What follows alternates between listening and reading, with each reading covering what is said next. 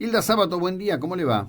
¿Qué tal? Buenos días. Discúlpeme, me distraje con el... No, estaba entretenidísima Estaba entretenido. escuchándote. Bueno, gracias, Hilda. Lo primero que quiero pedirte no es una apreciación sobre los dichos de González, que me parece que ya cayó en un terreno del ridículo, sino sobre el criterio de la construcción de la explicitación histórica, cuando el historiador enfrenta la cuestión al respecto de la historia, ¿no? Si bien Sí. hay un dicho popular que dice que si la historia la escriben los que ganan, quiere decir que hay otra historia, cuando nos miramos a nosotros mismos, en nuestra propia historia reciente y sobre todo de los 70, ¿cuál es el abordaje del profesional que tiene que trabajar la historia para explicitarla ante los terceros? Bueno, es interesante la pregunta. Bueno, primero porque ese dicho, la historia la hacen los que ganan, es como el dicho que dice que el famoso dicho de que la historia es maestra de vida. Son clichés que Mm, en realidad iluminan bastante poco, ¿no? Ni la historia es maestra de nada, ni tampoco la historia la escriben hoy por hoy los que ganan, ¿no?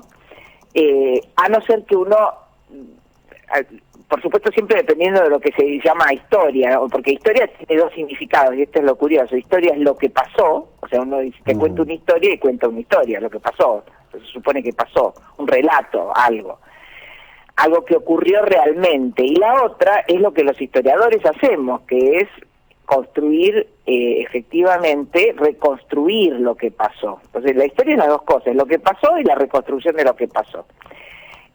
Con respecto a la historia reciente, que se llama así ahora, la historia mm, reciente, es decir, la historia de los últimos 30, 40 años o 50 ya, porque va pasando el tiempo, mm, en la Argentina ha habido un desarrollo bastante importante de los estudios históricos sobre el periodo que uno podría llamar a partir de los años 70 o mm, 60, qué sé yo, depende quién lo enuncia, ¿no? De esto que se llama historia reciente. Y se está haciendo esa historia con las mismas herramientas que los historiadores que nos dedicamos a otros periodos, como es mi caso, que no trabajo sobre historia reciente, con los mismos instrumentos, esto es con el tipo de metodología y de oficio que se usa para estudiar el siglo XIX o para estudiar a los romanos o a los egipcios. Esto es, hay una profesión histórica, además de que la historia la pueden contar los que quieran, como mm, quieran. Un novelista puede hacer historia, un periodista puede escribir historia sobre la historia, ¿no? Puede escribir sobre la historia. Nosotros los sí, historiadores no tenemos un monopolio, solo nosotros vamos a hablar de lo que pasó. No, de mm, ninguna manera, cualquiera puede hablar de lo que pasó. Los historiadores lo hacemos con una metodología especial, con un protocolos especiales que tienen que ver con que la historia también es una ciencia, además de ser un arte, claro. ¿no? Y un oficio.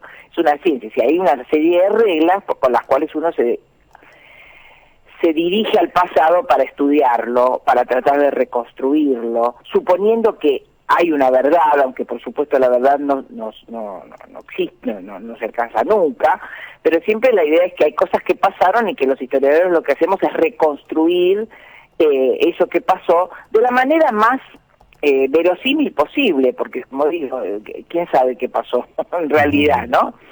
Entonces, con respecto a la historia de la guerrilla, por ejemplo, que es Mm, el caso que traía en una frase menor González, mm, lo que se está haciendo, y historiadores profesionales, digamos, gente que se dedica a eso, está haciendo, es estudiando ese fenómeno social con los mismos cuidados y con las mismas eh, perspectivas, que son diversas, que uno aplica a otros periodos históricos.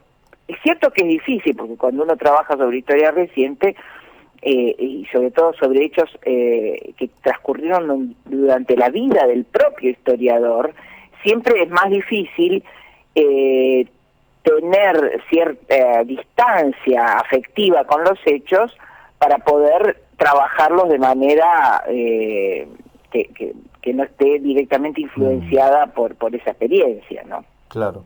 Ahora, en un trabajo tuyo, que es maravilloso, la vida política en la Argentina del siglo XIX, armas, votos y voces, ¿no? Gracias. Sí, sí, y que es fantástico y recomiendo que se lo aborde.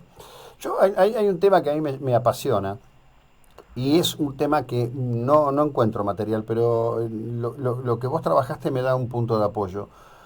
Cuando aparece Perón, que se constituye en un fenómeno por sí mismo, los partidos conservadores populares de la República Argentina Sí, hacen un trasvase al peronismo junto con otros sí, grupos. Yo cuando miro, por ejemplo, el presente argentino y miro lo que pasa sobre todo en las provincias del norte de Argentina, sí, se cita como peronistas a tipos cuya prosapia histórica y cultura viene del conservadurismo popular argentino, sí. ¿no? Sí, bueno, en realidad que cuando surge el peronismo como movimiento político, de alguna manera convoca a gente que ya estaba participando en política en otros espacios, ¿no? Ujú. Entonces, los que han trabajado el peronismo original, digamos, el peronismo de los años 40, muestran cómo parte, sobre todo en las provincias del interior, parte importante del caudal peronista, del caudal de dirigentes peronistas, proviene de lo que antes podíamos llamar genéricamente el conservadurismo popular, ¿no? También también convoca y suma, en el caso de Buenos Aires, por ejemplo, a gente que estaba en el radicalismo y a gente que estaba en el socialismo, ¿no? Es decir, que el peronismo no se arma de la nada, no se arma, es decir, aparece una nueva propuesta, un nuevo dirigente, alguien que desde el Estado además maneja recursos como para constituir una fuerza política. Esa fuerza política convoca gente de distintos lugares, Ujú. obviamente, y es bastante heterogéneo el panorama, ¿no? Claro. En ese punto, en el momento originario. No es que los que entraron al peronismo antes no hacían nada, no, Mm. antes también hacían Claro. política y lo hacían en otros espacios. Después también, por supuesto, y a medida que pasa el tiempo, hay gente que se incorpora al peronismo desde cero, es decir, desde el Claro. principio, ¿no? En el caso de las provincias, por supuesto que el panorama también es muy heterogéneo, porque hay provincias, hay todo tipo de provincias, ¿no? Pero las provincias más, que uno podría llamar, curiosamente, más pobres, es decir, Ujú. las provincias que tienen más problemas sociales, más problemas de ocupar un lugar en la estructura económica y social argentina, las provincias que tienen menos población y demás, la mayoría de ellas tienen un tipo de organización política que todavía mantiene mucho de las viejas tradiciones conservadoras del conservadurismo popular y Claro. que, bueno, son peronistas, pero tienen una estructura de una vida política muy basada, muy apoyada hoy sobre todo en estos años, en un aparato del Estado muy fuerte, donde buena parte de la población es empleada pública, y que generan relaciones muy ajustadas, clientelares con la población, y ganan sistemáticamente por cifras inenarrables, eso arriba del Sí, 70%, claro. y repiten con gobernadores que se quedan sentados allí durante largos y largos periodos, ¿no? Es decir, modificando lo que fue la tradición republicana argentina establecida por la Constitución de la no reelección. Entonces muchas de esas provincias tienen reelección indeterminada y así tenemos a gente como Infrano, los Rodríguez Sá, o bueno, en el caso de Santiago del Estero es curioso porque antes era un peronista pero ahora es un ex radical que se quedan ahí sentados ellos o sus familias para Ujú. siempre, ¿no? Bueno, lo que demuestra que la Es cultura... una estructura política bastante poco democrática en el sentido de Sí, sí. una república democrática tal como se le entiende hoy, pero funciona y funciona con el apoyo de los votos, con lo cual transformar eso que más bien implicaría transformar la vida de esas provincias, las relaciones sociales, la forma Ujú. en que sobrevive la gente, en fin, son provincias con problemas, ¿no? Y esos problemas este sistema los ha resuelto, entre comillas, a partir de una incorporación muy jerárquica, muy desigual, muy clientelar, ¿no? Claro, pero bueno, lo que observo, y por eso hice la traspolación, inmediatamente me vino Sí, este trabajo tuyo, la vida política en la Argentina del siglo XIX, que en algún sentido, si bien estamos en el siglo XXI, y yo he visto algunos trabajos interesantes a nivel internacional, muchas veces conviven las culturas de distintas etapas, inclusive de distintas centurias, ¿no? Sí. Estas provincias están todavía muy ancladas en un modelo que quizás los citadinos de la provincia de Buenos Aires, o de Mendoza o de Córdoba, consideramos que no existe, pero nos estalla frente a los ojos, por lo menos cuando se vota. Bueno, porque además el sistema político, también eso es interesante. En el siglo XIX esa vida política tenía un sentido,